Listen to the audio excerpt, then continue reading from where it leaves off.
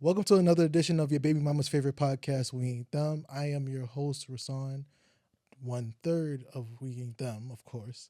Before we get started today, don't forget to like, comment, and subscribe. As you can see, we're in a new studio. If you can't tell, we're in Cozy Studio. Shout out to Los. Shout out to Tiff. The studio's real nice, brand new. You guys should definitely, if you guys are making any podcasts, making any kind of work, any kind of magic, you guys should definitely check out their studio. Now today, I'm not here alone, and it's not Kev, it's not Ev here today. However, I have a very, very special guest. You've seen him on here before. You probably seen him on the Jobber Tears podcast, and it's none other than Mr. I don't even have to say Mr. It's Sir Wilkins. What up, niggas? What up? What up? You guys got me back. Multicam Studio, Cozy. We in Rosedale, Queens. We in my hood, my stomping ground where I grew up, where I lost my virginity, where I got jumped, where I played ball. I'm home. I'm home, niggas. Well, I was going to ask how you doing today, but I don't need to ask that. Got my thighs out. Yep. Ready for war. It's the summertime, baby. Summertime. There you go. Listen. Got my hoochie daddy shorts on. Waiting to get saved by Listen. a WNBA player. It's the season of the chuffs out here. Yeah. Season of the chuffs, chubby and buff. Anyway, sir, so today we're gonna mix it up. We're gonna do something a little different. Okay. But before we get there, what you got planned for the summer, sir? What I got planned for the summer? Probably do a little bit of traveling. Nothing crazy. More stateside than anything. Jobber Slam 4. I'll be wrestling in a cage match against Darius Carter. You heard it here first. Damn. It's gonna go down in Brooklyn. So it's gonna be a fight. It's gonna be all out war, brawling. You know, taking these haters out. One hater at a time, because they not like us. How to pull that back? Let me say that 6 more times. Not like us, not like us. Let me put a little Kendrick on it. Ha ha. No. I don't like that. See. I need you to give a little more energy. See that camera right there? I need you to talk to Darius Carter. What's there to talk about? He's about to get his ass whooped by me, Sir Wilkins. Come August 24th, Kobe Day, Black Mamba Day. Because you know what? I'm black and I'm a snake. I thought that made sense. It didn't make sense, but it made sense. Yeah, we're gonna roll with that. Right, Cozy Studios? We're gonna roll with that. Right. Darius Carter. Put some respect on this man's name. Exactly. Cage match. Kobe Day. August 24th. Remember, get your tickets, everybody, because it's going to be one of them ones. Brooklyn, Queens, wherever you at, make sure you get your ass to Jobber Slam 4. 4. Word. It's gonna be good. Like Bad Boys for Life was good. We gonna get to that actually. So today we're going to mix it up. So the executive director Kevin, he decided that he wanted to give us some topics. We don't know what's gonna happen, but it's on this magical wonder wheel. I ain't gonna lie, it's not my idea, but shout out Danny Brown. He came up with the idea, and I was like, fuck it, why not we use it for ourselves? So our lovely producer here, Los, he is going to be there, and he's going to help us out with this wheel. So Los, it's on you. Okay, spinning. All right. And where does the arrow land? Let's see here. What does that say? Toxic masculinity. Damn. We starting off spicy. We starting off spicy. All right. Toxic masculinity. Now, again, I don't know how we're supposed to go at this, but I think I'll go at it by saying niggas be niggering. I really have a hate for toxic masculinity. What is toxic masculinity exactly? Because I need the definition of it. damn, it's really hard to say. I have my own definition. What is your own definition? I feel like when you know you're a know-it-all and you feel like you use that to take advantage of a situation, right? You're cocky, you're arrogant, and and replacing cockiness from arrogance is two different things, right? Like, sorry, confidence from arrogance is two different things that people don't understand. And when you buff up your chest at people and you feel like yeah, like you don't have to worry about I got this, like fuck out of here. I'm better than you. I'll always be better than you. I'm ahead of you and everything. And I'm just big man on campus, like shit like that. That's how I feel like toxic masculinity. But you may have your own definition. So first of all, I think toxic masculinity, the word is stupid. Really? I think it's another buzzword that we're using in our current society, where we're trying to be more open about mental health and everything, but toxic masculinity is just a buzzword in my opinion. I think we try to frame it as, oh, this is the person, or he's being too overly masculine, he's being arrogant, like you said, which is part of the definition that they throw at it. But when you really think about it, it's just a toxic person. You know what I mean? It's just a bad person who's just damaged human being. And we try to put like these labels on things and women who are watching and who are listening, I'm gonna use y'all as an example. Y'all do fucked up shit too. People are toxic, not just men, not just women. People of all races, creeds are all toxic, hurt individuals.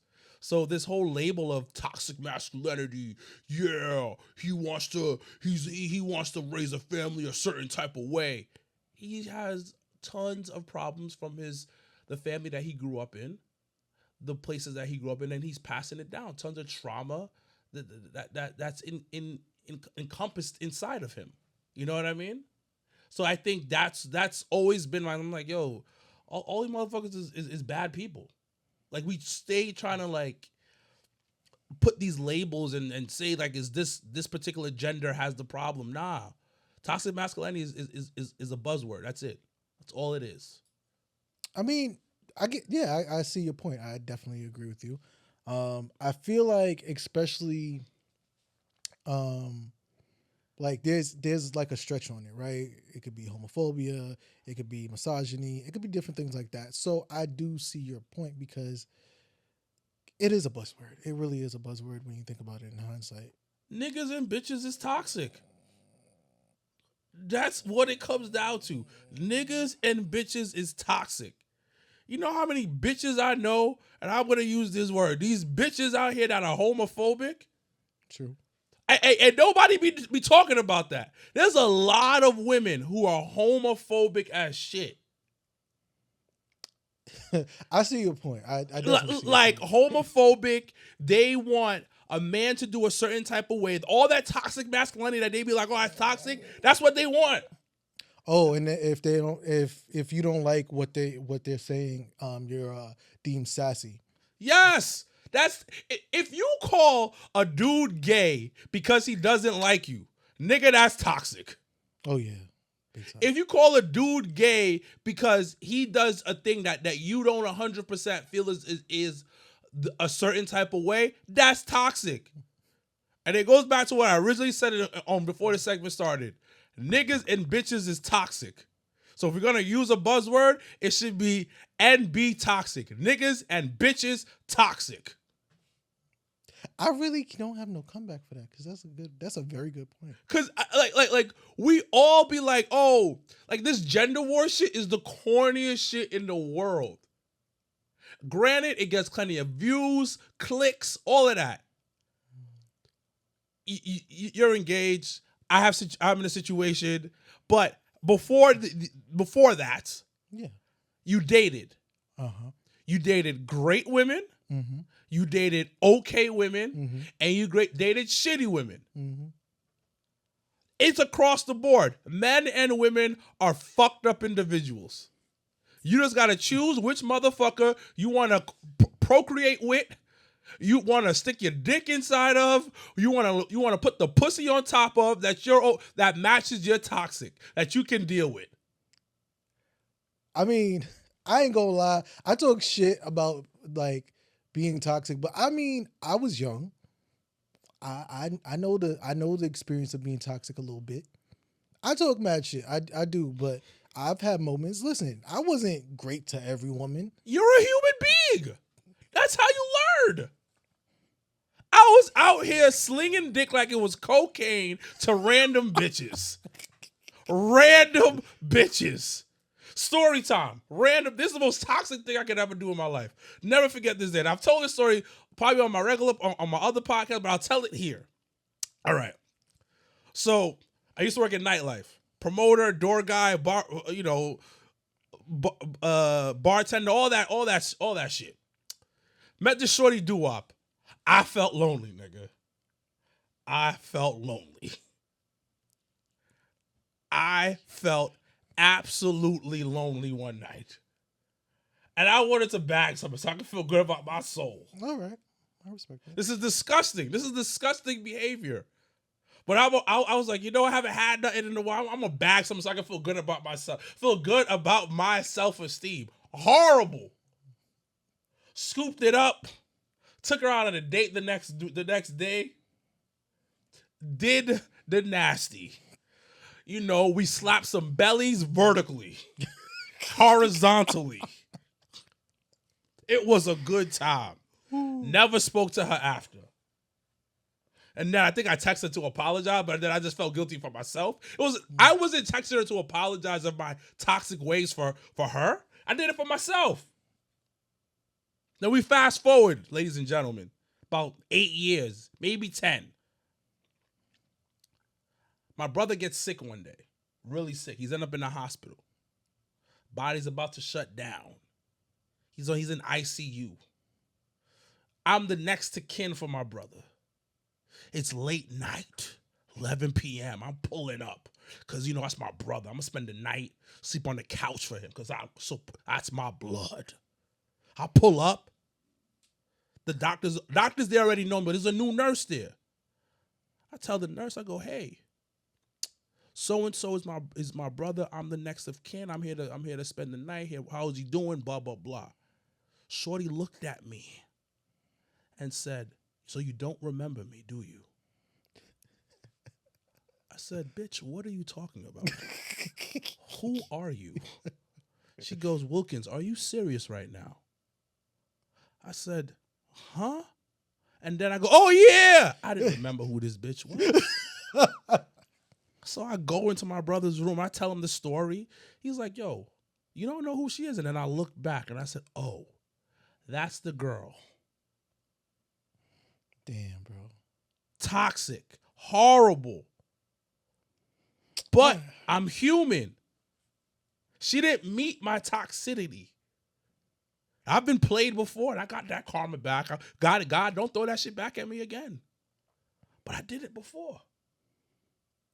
And to go back to the conversation, we all toxic in many ways. Why label it?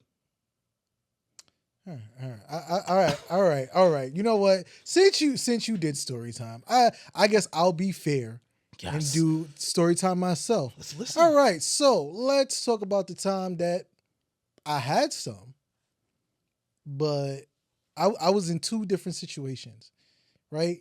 And I was sleeping with a girl who had a husband in the military. You disgusting. Oh yeah.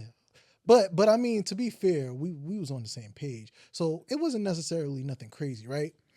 So sleeping with this girl, everything's cool, but then I feel bored. So I'm like, let me just talk to somebody else. I see this girl and I'm like, all right, let's see what it is, right? At the time, I didn't realize what she was and who she was. And even as I'm older, I will still hold this trial and true. That girl was a true butterface. If you don't know what a butterface is, ladies and gentlemen, that means everything looks good on her. What's the vibes? It's a vibe. Ooh, it was vibing. It was it was vibing in here. It was about to get real litty. I don't know why. All right. So, ladies and gentlemen, for those who don't know what a butterface is, that means everything looks good on her. Ass, titties, everything. Butterface. Ooh, that was when she came in. I was like, oh no. And not only was she a butterface, she was a crater face at that. I was like, Damn, oh, you're so mean. Toxic masculinity nah, there, fuck ladies that. and I gentlemen. don't care. I don't give a Toxic fuck. masculinity. But regardless, you know, I did the deed. I got what I wanted, but I wasn't satisfied. Right? Wasn't satisfied. I like made some bullshit ass excuse as to why I need to leave. Like I was like, yo, I gotta go pick up my niece, or I gotta drop her off at the airport. Some shit that I'm not really proud of. She left. I ain't never called her. That same night, within like 4 hours, I had the same girl that I was talking about, the married woman. I had her come to my crib, and I fucked her too. Sounds like a good time to me. It was a good time, but I was toxic. I Was toxic. And just as a heads up, for anybody who's like, how do you talk like this and you about to get married? It's his past. Listen, my past is my past. And to be fair, these stories that I say publicly, I would still say privately. And my fiance knows this. So, baby, you ain't got to worry. Your past sex stories? I told my fiance everything. Because I really, I feel like. I don't tell a girl a lot about my past sex life. Yeah, you can't, but it all depends, right? It also depends because I always say that my fiance is my person, so it's a lot different. No, it's I beautiful. didn't tell her none of this stuff when she was my girlfriend. I told her a lot of this stuff when she was my fiance. I've told her that like, yeah, I've dealt with this girl, but like now we get more in detail. Does she know how your exes look? She knows of one because she went to school with her. Actually, no. The girl wasn't my ex per se. The girl was somebody I slept with, which was the married girl. So let me ask you this. So, because I've been in a situation where I've been in a relationship with girls and they ask how my exes look like, and I don't want to show it to them. I just think it's unnecessary. But they always ask. And I know why they ask. Because women are toxic as well. We'll stay on the same subject. Because they want to see who the competition was. They want to see, are they better than the past? I mean, okay, cool. All right. That's fair. That is very. But I was just curious. Have you like shown pictures of like, oh, this chick I used to smash, this chick I used to deal with? I mean, she's seen one of my exes, one of my like first exes, like fresh out of high school. Like she's met her like in passing. Any other ones after that? Nah. No. She was also in the same room as. Like on two separate occasions, she was in the room with a girl that I was either dating or I slept with. On two separate occasions. But she never seen them. She asks, but what if she asks, like, "Hey, can I see?" I'm gonna guarantee you this after this episode, she will. It's not, and because it's gonna be for fun, just to see if I'm gonna do it or not. Which I don't have no problem because I tell everybody like, you got to be confident in the person that you are and who the person you're with. So I ain't got no dealings. Listen, I'll tell you this much. I recently saw a girl that I really, really wanted to date. Like really, really saw. I saw her on IG. I saw her, like, I wanted to date her years ago. And like looking at it in hindsight, I definitely am so glad that I am with who I am with now. Cause that girl ain't got like a lick of what my fiance has. That's Not beautiful. even a fucking lick. But the thing about it, I just don't want the conversation to pop up. You still like her? I don't think that's gonna. I think. You're engaged. Yeah. So that's a different thing, and I don't want to hear, because girls are petty. Mm-hmm. Women are petty. Mm-hmm. So let's say two out of the girls that you show her have a certain look, then they can be like, "Oh, that's your type," and it doesn't look like your girlfriend. That's when insecurities start hitting. That's why I'm asking. Unless across the board you just date chocolate And my dumb ass has been the United Nations since like about 13. I mean, you smart. That's smart. Because then it's not really much that anybody could really say. It's like, unless like you have a type of like they're really skinny or they're really big or they're really short. Oh, or they're really tall. majority is two something if you want to do something. I got this Haitian in me. I'm Haitian, so like the two something crowd is particularly up there. Oh, so you like the women of the heavier set. Yes, little chubby, either chubby or BBWs. I ain't mad at it. I'm not mad at it because that was a thing for me, and I still think that I got the right range for my fiance of just enough thick for me. If she was You just called your fiance semi-fat? no, I called her thick because she thick. Listen, she can say what she want to. I love that she's thick, but I'm saying, and I'm meaning thick thighs, some good ass titties, and some ass. That is good enough for me. Okay. Like, and then like if you was like, oh well, babe, I want to go to the gym, baby, that's up to you.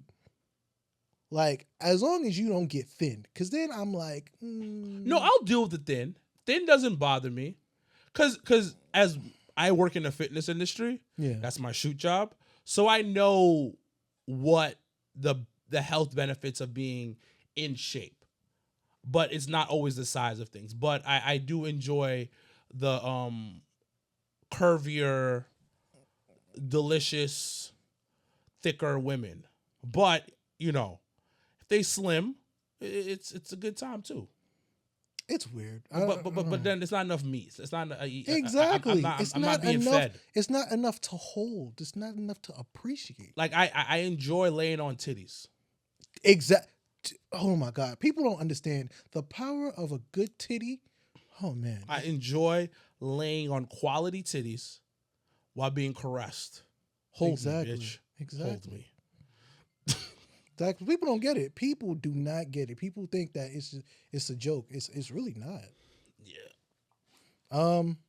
But I will say this back to what we was referring to before. Like, honestly, like being toxic is something. I will say, like, and as you grow older, you gotta kind of realize like that shit is for the birds. Like, you really gotta like cut that shit out. But it's a you live and you learn kind of situation, right? You're not gonna. You just gotta get better. Like, you could be toxic when you're young, but as you get older, it's time to grow the fuck up.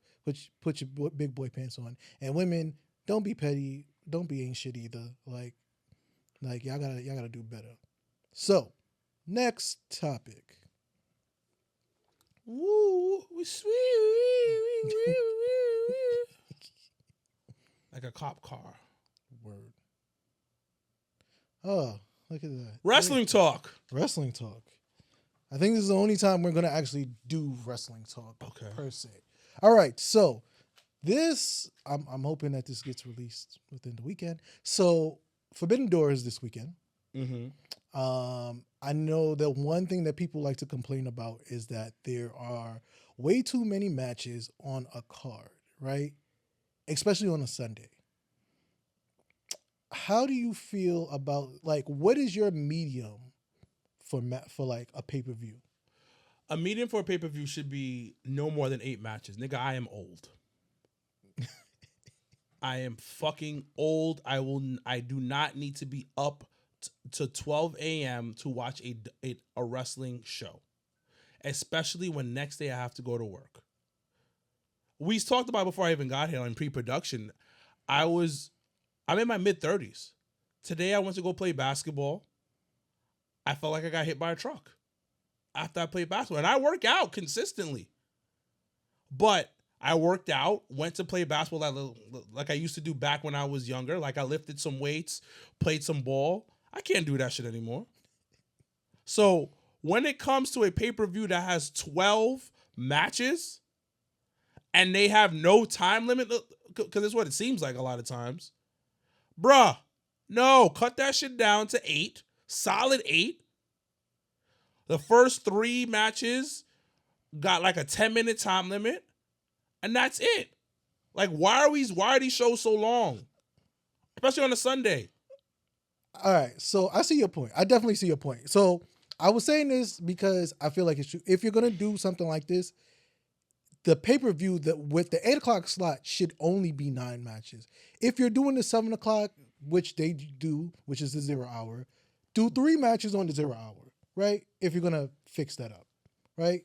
We get there at 7, we leave at 12. It's still not too bad, right? I feel like, however, I feel like for me per se, if I'm going to a pay-per-view, which I am, I'm gonna be like, I want my fucking money's worth. Give me everything. Give me God. You staying until 12 until midnight? Hell yeah, give me everything. You're not gonna fall asleep. No. We're around the same age. Your ass is not gonna fall asleep. Surprisingly, no. Well, as long as there's not a Chris Jericho match, I'm not gonna fall asleep. I ain't gonna lie. Like, I don't want to. You waking up early the next day? Yeah, you got a point. See, I get that point. I do get that point too, because yes, I have to be at work at 9 a.m. sharp. Like, And what time do you have to wake up? 7? So you have to be up by 7 a.m. So let's break down your commute real quick. All right. You live in Brooklyn, right? Correct. Okay. So people who don't know, AEW Forbidden Door is in Long Island, New York, at the UBS Arena. That's where it's at. All right. Okay. Pay-per-view. Hold up. Pay-per-view ends 12 o'clock-ish. Let's say 12:15. You got to walk out the arena. You got to get to your car. So about, let's say, 12:25, you pull up to your car. Now you got to get out the arena parking lot when everybody's leaving. So that's 12:25, you get to your car. It's going to take you a solid 20 to 25 minutes to get out of that parking lot on the road. Because I'm from this area. Valley Stream, Rosedale area. I know that traffic. So all right, you pull up. Get in the car. You going to be with wifey? No. Going with your cousin? No, I'm going alone. He's going alone. Now you lonely now. You're going to play a little sad music because you by yourself in the car. You're going to put some Bryson Tiller on or something. Bryson Tiller right now. It's 12:50 now. You in your car. You're trying to pull out of this parking lot. Now you on the road. Traffic. How long it takes you from Long Island to your place in Brooklyn on a good day? On a good day. Okay, so because it's a Sunday and it's the nighttime, honestly, 40 minutes, give or take. So now we're going to add 30 minutes on top of that because that's going to be traffic. So you got an hour and 15 minutes. You are getting home almost 3 o'clock. Maybe. Listen, I got a strategy for everybody. I'm not going to say my strategy because I tell you this much. If I say my strategy, I know everybody going to take it. But I've been to UBS before. So me and my fiance, we went to the Kendrick concert. Oh, yeah. So we went to the Kendrick concert and what we did was, no, I'm not going to say it because I almost did. But the way we set things up, we was home very quickly. How long did it take you to get home? Give or take, because I just stayed at her crib. So give or take 35. So you cheating though. She lived closer to that arena. Oh, she don't live in Brooklyn. Yeah, that's true. You a cheater. Yeah, that's fair. So you still getting home at 2:30. You got to be up at what? 7? Yeah. So by the time you get into your bed, it's gonna be 3 o'clock. I see your point. So that's 4 hours of slaying down, of getting some good night sleep. Probably don't even get into the deep sleep. Because the deep sleep ain't happening within that 4 hours. Right. Your alarm's going to ring, nigga, get up. And what's going to happen? I'm going to feel like, fuck it, I don't want to go to work today. Exactly. I get your point. However, it is a birthday gift. Oh, you cute. It is a birthday gift. Shout out to my best man, who is the executive director. So not a surprise. So yeah, he got me it. I'm very happy. Does he still work remote? Every now and then. Where does he live now? He still lives in Bermuda. Bermuda? Mm-hmm. Damn, he living the life. I mean, yeah, if you want to call it that. Is he a passport, bro? No, absolutely not. No, I had to think about it. Is he on like on doing pulling 90 Day Fiance type of shit? Oh no, they've been together longer than me and my fiance have been together. Okay. So yeah, definitely not the same. Did he meet her here? Or in Yes, Bermuda? yes, Oh, he okay. met her here. Oh, okay. So that's why That's the real question we got to ask now. Because that's what makes it. That's that passport bro difference. If you meet her there, then yeah, it's a lot different. But no, he met her here, so it's fine. But overall, I've been excited for this show, and as days go by, It's because you a mark. So I don't care. I don't care. You call me a fucking mark. I love pro wrestling. So do I, but I'm just gonna call you a mark. It's fine. It's okay. It's fine. I love pro wrestling to a T, and I love pro wrestling in a different way. I think people have their reasons for why they love like wrestling in general. Some people like it for the entertainment side. That's why, like, when you ask a lot of people, especially millennials, who are their favorites when they were growing up, a lot of them would say like the Triple H's, the Rocks, the Stone Colds, the Undertakers. If you ask me, I'm gonna say Eddie Guerrero and Rey Mysterio. And people will look and be like, huh? Be like, yeah, Eddie Guerrero and Rey Mysterio. Those are my favorite too. Because one, they're like short. I'm short. Ray is definitely short. So like I always felt like you feel that you're short. How tall are you? 5'6". Technically short, yeah. Yeah. How tall is your wife? She's 5'4". You know I don't like dating women under 5'6". That's interesting. Why?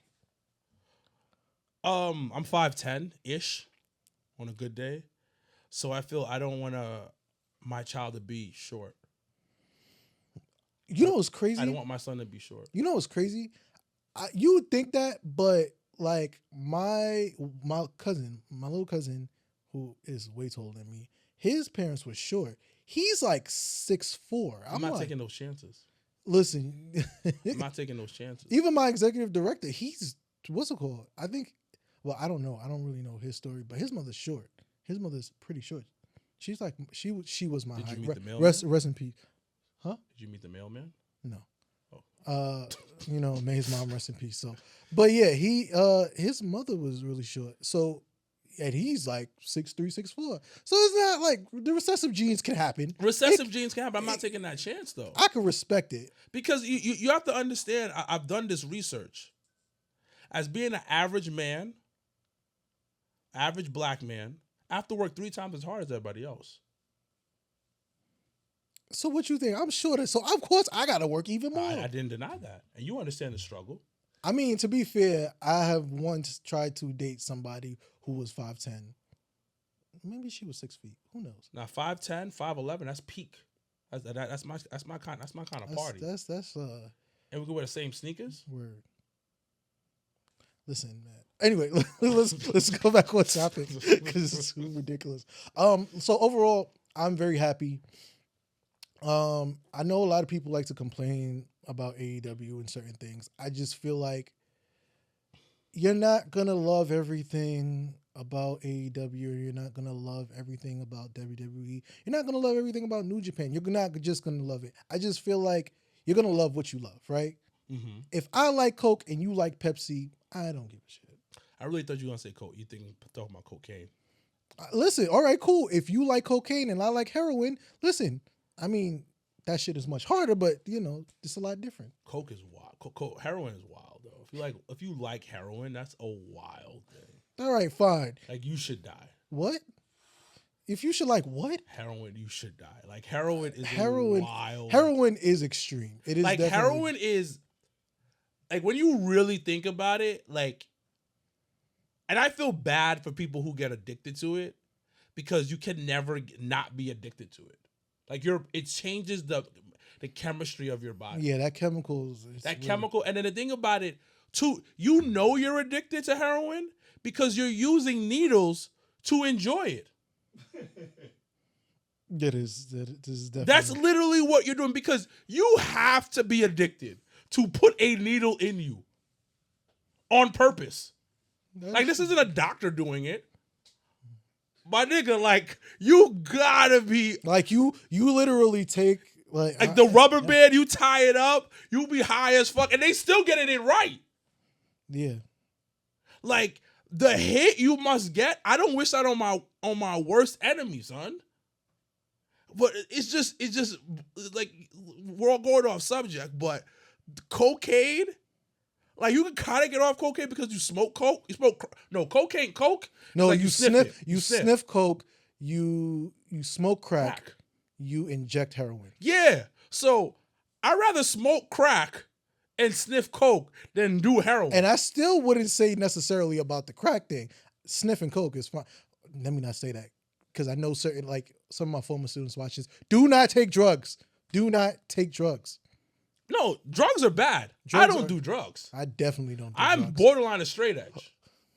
That's fair. I don't ever drink ever. I never done any type of drug in my life. I still smoke weed, but I don't drink as much. I don't feel like it's necessary. We keep getting off a subject, but yeah, like it's a Coke and Pepsi thing, right? You're gonna like, some people like Coke, some people like Pepsi. It just is what it is, right? No, I think like you said, AEW is crack. WWE is heroin. You pick what you want to indulge in. They're both toxic relationships. They are. They truly are. Because I'm gonna bring this up right now because nobody wants to talk about this. Outside of NXT, WWE right now doesn't like niggas. Nobody has mentioned this. WWE, the main roster, does not fuck with niggas. I'm just saying. NXT is WB11 at its prime when it had the Jamie Foxx show. It had the other shows on there, and that's what NXT is. You mean UPN? No, Jamie Foxx wasn't on WB. Oh, it was on WB. It was Steve Harvey show. Yes. Yeah. But I would say more UPN, because UPN was definitely for the niggas. United place for niggas. Yeah, that's UPN was definitely for the niggas. Yeah. So, but nobody talks about this right now. And I love WWE. I ain't gonna sit here and be like, yo, I don't fuck with WWE. But where's the black talent being uplifted? With Vince's nasty ass, nigga, the freaky ass Connecticut god, Vince McMahon, at least you got some niggas doing some shit. Some black people doing stuff. New Day was champion for how long under Vince? For like 2 years. And Vince is probably a racist. Probably. Yeah. Probably. But Q in the goddamn Vince McMahon nigga line. Like, we haven't seen and listen, the Triple H era has been dope, bro. Has been dope. But it's not a lot of black talent being uplifted. Not a lot of black talent in that main spot. Or even somewhere sniffing that main spot. I mean, listen, man. I am not a WWE watcher anymore. You know, I gave up. You don't watch WWE no more?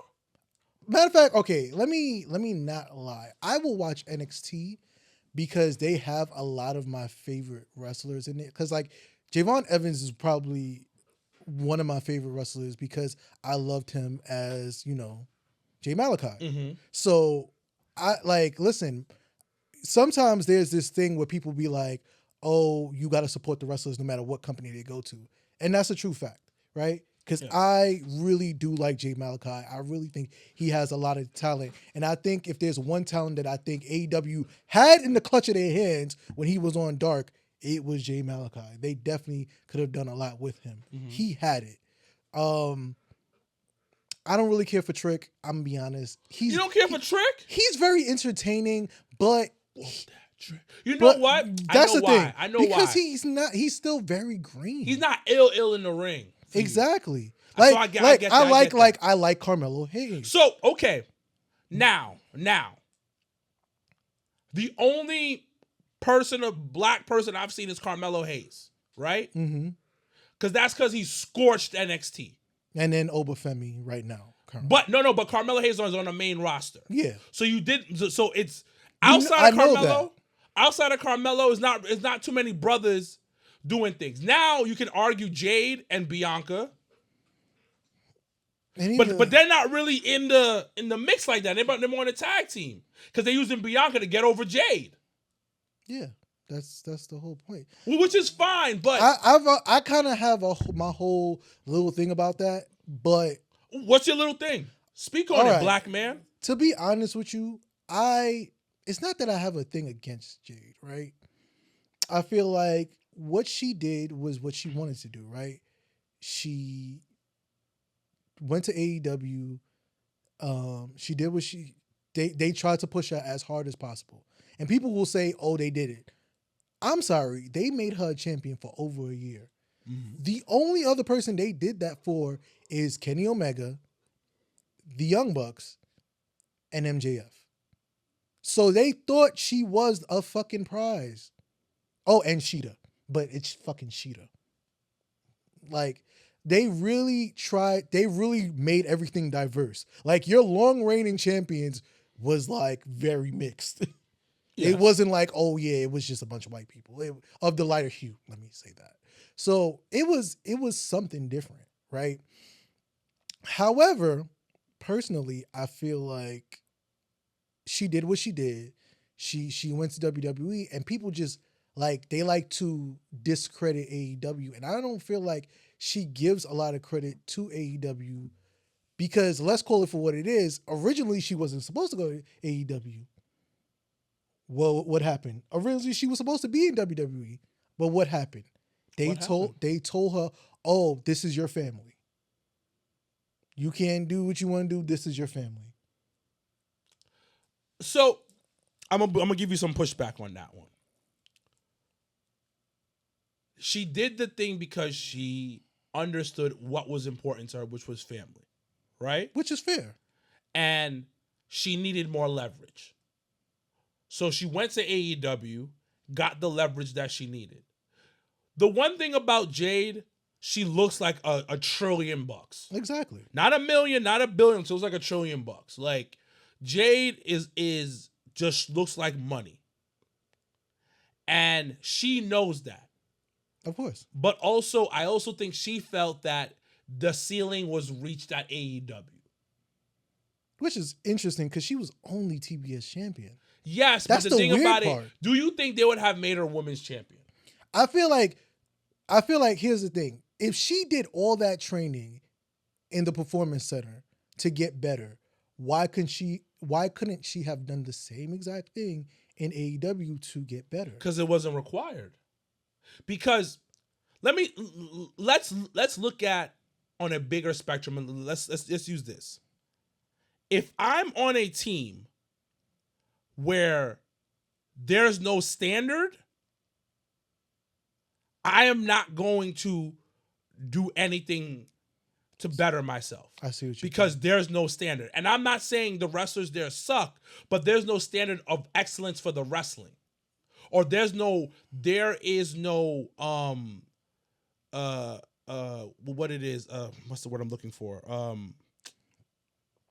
I'll put it like this. So I heard Lyric, shout out Lyric Wrestling. I heard her say, for example, Jay White, right? She was like, Jay White is a tier wrestler. But the big problem that he has is that he's a A-tier wrestler in S-tier talent.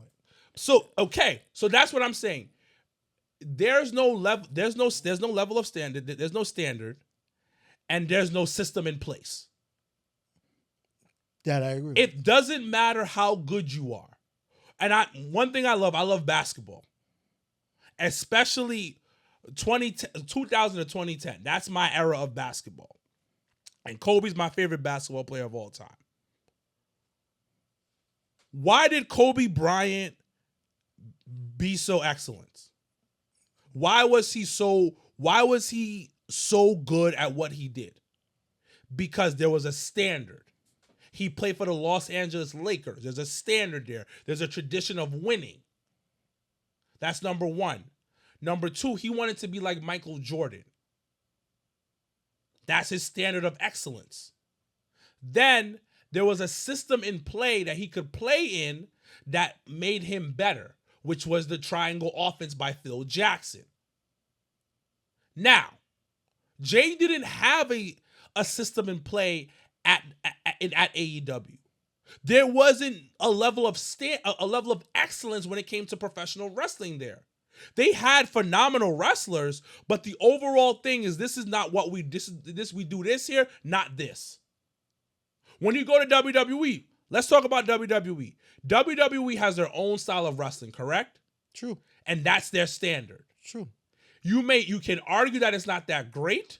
You can argue that it's corny, but it's still a standard that they have.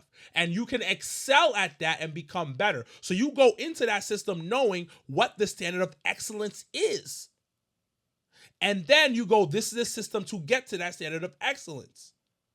And the thing is, they looked at her, was like, yo, we're gonna give you the world, but you better do what the fuck we tell you to do. Tony Khan is not like that, which is a good and bad. Because you have a per se limit, right? Your limit is that you can go as far as you want to, right? Mm-hmm.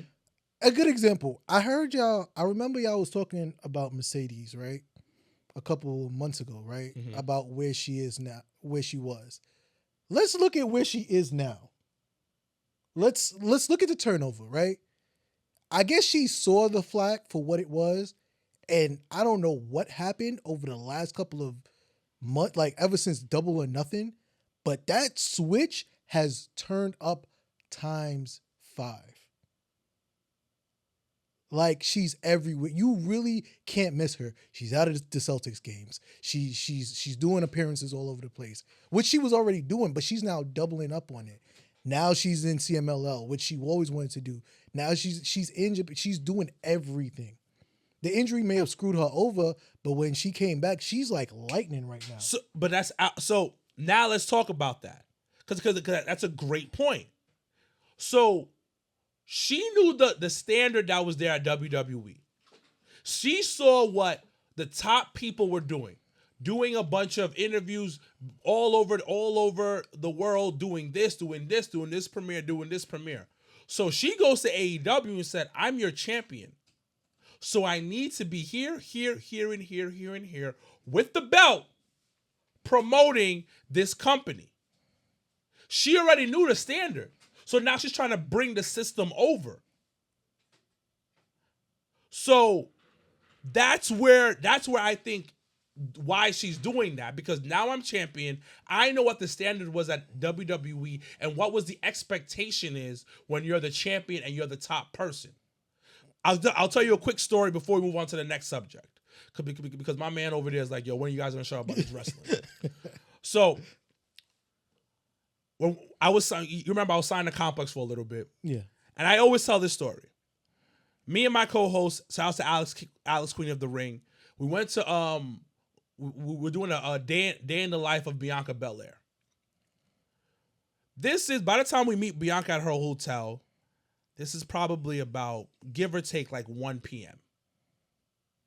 She comes downstairs looking absolutely gorgeous. She is one of the most flawless women I've ever seen, besides the women I love. Comes downstairs. She's just like, I just woke up from a 15-minute nap. I was like, oh shit, she naps? I didn't know. She told me by 12:30 she had done about 5 interviews, maybe 6. Shit. At the time she was champion. Yeah. And then we get in the car because we're doing an interview as we ride in this nice, Navigator. I felt like I was money. Black Navigator, big, with the tinted windows. Oh yeah, that's felt like a baller. Anyways, we pull up to the Mets game because she was gonna do an appearance at the Mets game and throw out the first pitch at a Mets game. Remember, I told you I got there at 1 p.m. with her. End up leaving her at 9 p.m., almost 10 o'clock. Shit. So that's what WWE does. You out here, you champion, you working.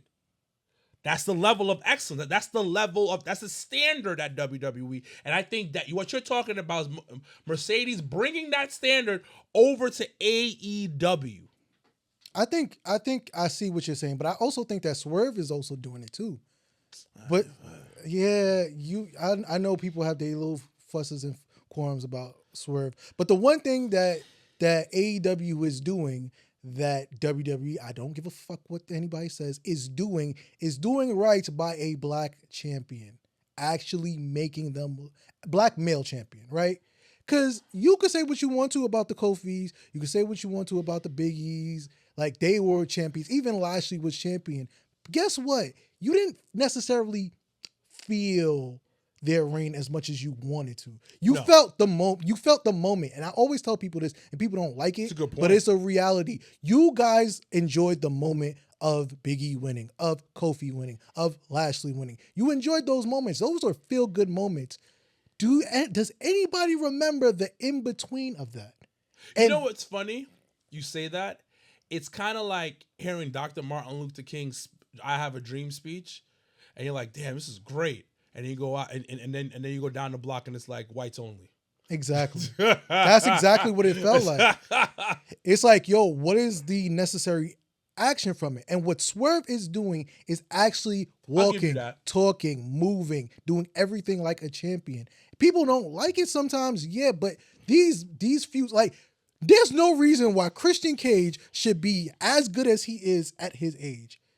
That man is doing legendary work in AEW, and he made Swerve look even better. This match on Sunday is going to be his highlight until he faces Swerve. Until he faces Hangman again. We'll get to that when, we cross that path. But I want to wrap up the thing about AEW because I want to do one more, and then we're done.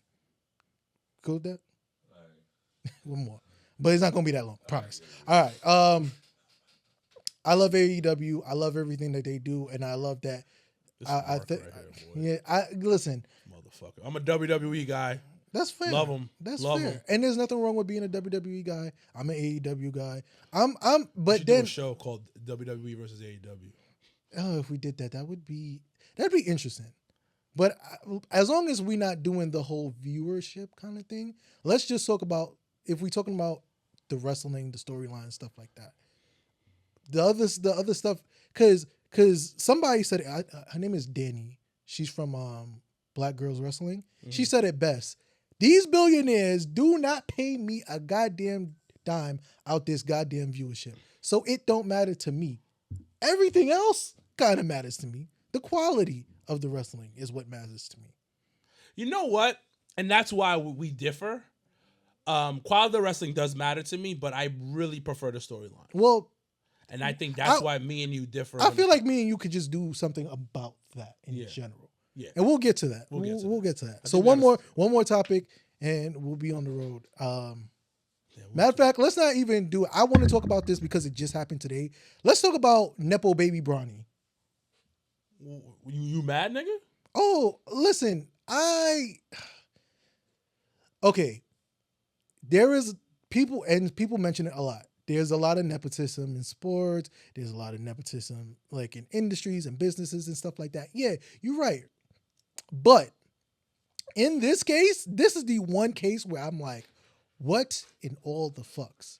What? Do you see this man numbers? This man averages less than 5 points a game. Nigga, But this nigga is getting drafted by the Lakers. All because Rich Paul want to be an asshole and say, oh, don't draft him or he's going to Australia. What was he going to do in Australia? Average 4 points a game? All right. Bronny is not good. It's the same thing with Dwayne Wade's son, Zaire. Them niggas is not good. The only person that I can see and I can say right now in the future is going to be really good, it can be Bryce. I do feel like it could be great. And Cayenne is his name? Carmelo's kid. He's not on the US team, by the way. He's not. Which is interesting. But he has the tools. I just never really saw it for Bronny. And this is a person that watched UFC games. So that's why I was like, I don't see it. So I'm going to say this. I don't give a fuck. I do not give a fuck. I am clapping for my man LeBron getting his son on the Los Angeles Lakers. Rich Paul, you my mans, do your thing to make sure my son is on the team with me and we make history. First things first, I have worked in corporate America. I have worked in non-corporate places. These motherfuckers in charge puts their dumbass son or daughter who don't know how to do shit in charge. They put them in charge to run shit, don't know what the fuck they doing.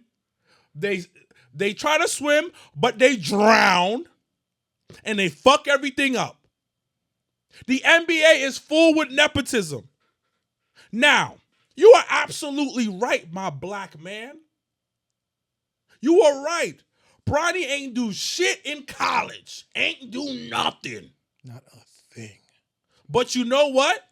If he's nice, he'll last in the NBA. And if he sucks, he's out in 3 years. You give him 3. I give him like 2.